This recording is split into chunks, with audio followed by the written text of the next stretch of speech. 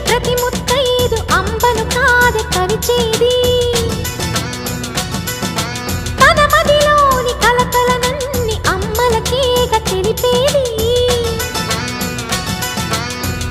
నెలతలే లేకుంటే దేవుడికి నెలవేది భక్తులే రాకుంటే గుడికి ఇక వెలుగేది దయతోటి కుంకుమ పూలు అక్షింతలు